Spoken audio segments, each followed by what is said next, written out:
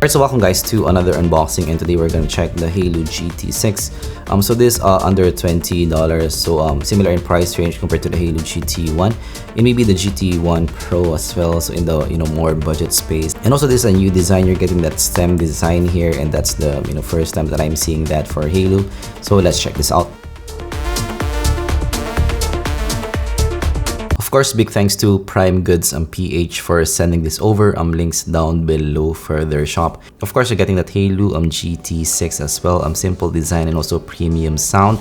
And you're also getting that maybe AirPods-esque stem kind of design. You're getting 1.5 hours of charging time. You have 20 hours of battery life, ultra low latency, smart touch control, and Type-C charging as well. So looking at the TWS itself, it's actually very nice. I'm looking here. So I would say this is a notch up compared to the previous Haylous that I unboxed before. So I do like the thinner design on this. That logo has that beveled design, and it looks quite good for me. Minimalist in the overall build quality as well, and for me it feels good in the hand as well. It has some weight to it. Definitely for that 800 peso price, $17, this feels really good in the hand. And I do like the matte color as well, and the opening and closing as well. You have that magnet as well for the opening and closing, and at the top it's actually reinforced. And this what I like about TWS is it feels more sturdy to open and close here. So yeah, build quality for me of the case is really good. So looking at the loops itself, you're getting that maybe AirPods-esque design. You have that stem design here. So this looks like maybe the AirPods 1 in the design, but you're getting a two-tone design here, which looks quite good for me. So I do prefer that two-tone design. It looks more upscale, and you do get that maybe matte and also glossy kind of design here. But yes, in terms of the overall fit on the ear, this is much like an AirPods 1. So it will fit similar to the AirPods 1. This is an open design on your ear. This is not an in-ear design, which might be good for some people. In terms of the weight on the hand, it's in the lighter side, so definitely not the most premium that I have felt. So I'm liking the build quality here, especially in the case. It feels good in the hand for me. Right, so we are now wearing it on the ear, and it's your stem kind of design with that black color. And I do like the look overall. So I do like that you have that all black design, and you have that two-tone design thing going on. So for the price that you're paying for, I think the design is pretty cool looking. So actually stability is pretty good on this, even if it's not an in-ear, because of that stem. So it has a sort of a stability point on your ear. So it kind of hugs your this part of your ear here. And it's a bit more stable, but this won't be something that I will use for any more extraneous activities. So this is something that you can use for some walking in the office. This will stay on the ear. Commuting maybe as well, but yes, this is not the most stable that I have felt. So for me, open designs is a bit more comfortable to listen to. There won't be any heat or warmth that will accumulate after some time. So yeah, this is a nice open design here. So actually it doesn't touch that much my ear. So yeah, very breathable to listen to. Alright, next let's do a mic test of the Haylou GT6. Alright, so this is the mic quality that you're gonna get. So usually for these designs, having that extended stems can get the mic closer to your mouth, and it can give you better sound quality. And this is now the Haylou GT6 with some people talking in the background to the side relates. If you're outside, if you're gonna answer a call from maybe a restaurant or a noisy environment, and the person listening to you still hear your voice, understand your voice. So there's some noise cancellation thing going on here. Let me know down in the comments below. So the Haylou GT6 is quite clear for me. So even if you have that people talking in the background, you can still understand the person that's talking, and that's quite cool. And you have that high frequencies as well.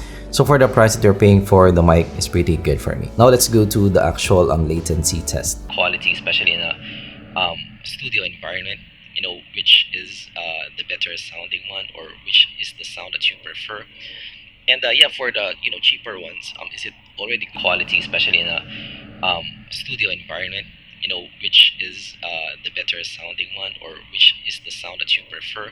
So the latency for me is actually decent as well, so you can use it for some gaming.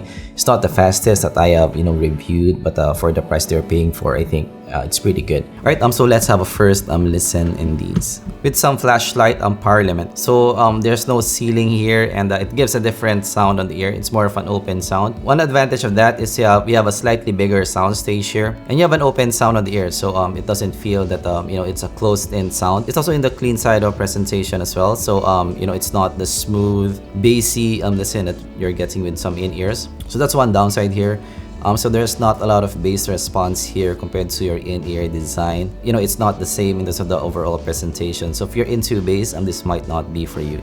So this is more in the bright side of presentation. So U-shape, but has some elevation at the top end. So here in the flashlight, actually the separation is pretty good.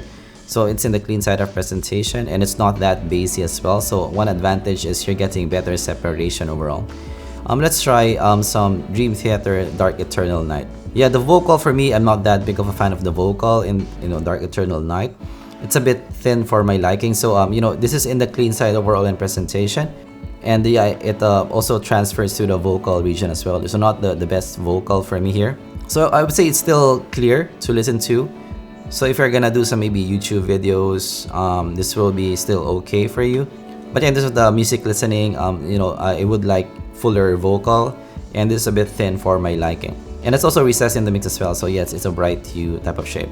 So the bass is actually pretty tight because of that open sound, so it doesn't overpower the rest of the spectrum. So your other Haylous, especially the in-ear ones, will be more bassy compared to this one. So the highs in this, it has some shimmer on top. It's actually very extended on top. But yeah, the body for me of the cymbals is not that good for me. So it's similar to maybe other Haylous that you have some thinness on top.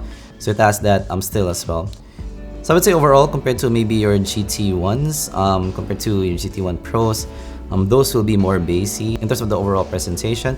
This will be cleaner and yeah, less bassy, tighter in the overall response. So yeah, it will be up to your preference in this. But for me overall, for an enthusiast, you will find this lacking in the sound quality for me. So I'm actually not that big of a fan of my AirPods 1 as well. Right, next let's do an actual sound test. Of course, listen to your earphones or headphones for the best experience.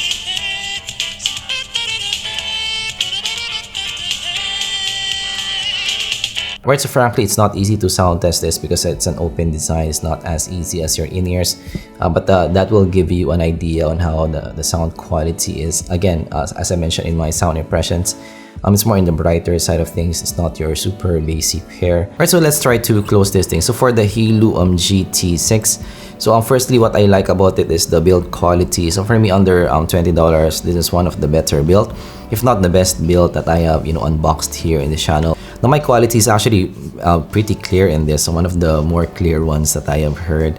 I'm in the price range for doing some calls. This will be nice on that. Also, the latency is pretty decent as well, so you can maybe do some gaming as well on this. However, for the sound quality, it's just so for me. So especially if you like more bass response or warmth in your sound, you might look for other TWSs other than this. But I think still for the features that you're getting and also the build quality, this is worth the price that you're paying for. Just take note of the cons that I mentioned. If you're okay with that, this might be something that you can consider. Also, that's my take in the Haylou GT6. Of course, if you learned something, leave a like and subscribe for more content like this in the future. Thanks for watching, and I'm gonna see you guys in the next zpolt video. Goodbye.